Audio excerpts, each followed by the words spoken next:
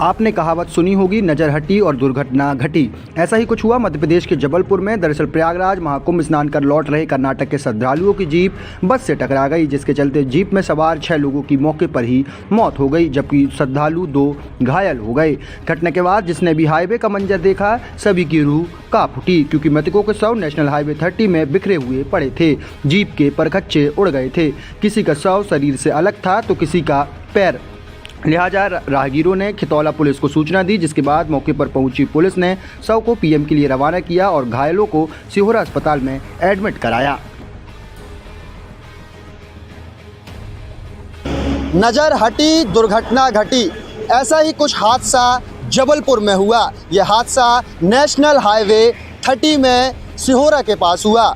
दरअसल महाकुंभ प्रयागराज से लौट रहे कर्नाटक के 6 यात्रियों ने मौके पर ही दम तोड़ दिया। सभी यात्री किराए की टैक्सी लेकर मतलब तूफान जीप से महाकुंभ प्रयागराज से लौट रहे थे। जब वह लौट रहे थे, इसी दौरान उनका जो वाहन था अनियंत्रित हुआ और पेड़ से टकरा गया। पेड़ से टक्कर के बाद जीप अनियंत्रित होकर दूसरे वे पर पहुंच गई और बस से टकरा गई, जिसके चलते मौके पर ही 6 लोगों ने अपना दम तोड़ दिया और 2 लोग घायल हो गए। हमने घायल से बात करने की कोशिश की, तब घायल कुछ भी कहने की स्थिति में नहीं था। लिहाजा जबलपुर पुलिस ने कर्नाटक के सभी परिवारों को सूचित कर दिया है, जहां वह कर्नाटक से रवाना हो गए हैं।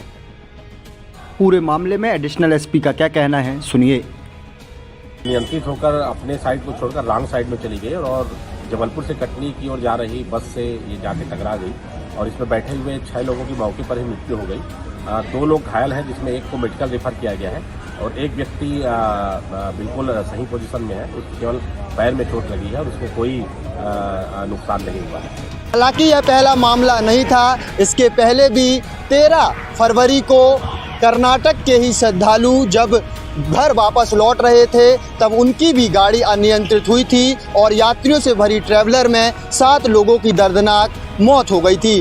बहरहाल जबलपुर के यह दूसरे मामले में 6 लोगों की मौत के बाद जबलपुर पुलिस ने मृतकों का शिनाख्त तो कर लिया है, साथ ही उनके परिजनों को भी सूचना दे दी है। वहीं पूरे मामले में बस ड्राइवर फिलहाल फरार है, जिसकी तलाश जबलपुर पुलिस कर रही है।